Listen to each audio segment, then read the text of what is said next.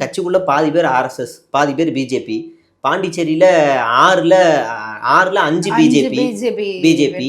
அது ஒரு ஊழல் அமைச்சர். நான் சொல்லல, விஜய் சொன்னாரு. பாண்டிச்சேரி போகும்போது இங்க ஊழல் செய்து ஒரு அமைச்சர் மாட்டிக்கிட்டாரு, அவரை பதவியில இருந்து எடுத்துட்டீங்க, இன்னொரு அமைச்சரை போட்டிருக்கீங்க, அவருக்கு இலாக்காவை கொடுக்கல அப்படின்றாரு. ஊழல் பண்ணி பதவியில இருந்து எடுத்தாங்கன்னு சொன்னார்ல ஒரு அமைச்சர், அவருக்கு தான் விஜய் சீட்டு கொடுத்துருக்காரு பாண்டிச்சேரியில. தாவேக்கால வந்து சேர்ந்ததுனால இவங்க எல்லாம் புரிதர்களா மாத்திருப்பாங்க, அவங்க தான் சொல்றாங்களே. அது வந்து அப்ப இது பாஜக டெக்னிக் தானே. நான் இப்ப சொன்னது உண்மைதானே, பாஜக தானே அவனுங்க. பாஜக இப்படிதான் பண்ணும். எல்லா வழக்கும் இருக்கும். அஜித் பவார் மனைவி மேலேயும் பயங்கரமான வழக்குகள். சேர்ந்த அடுத்து கொஞ்ச நாள்ல கிளியர் ஆயிருச்சு. சிம்பிள். சேர்ந்த உடனே கிளியர் பண்ணிடலாம்.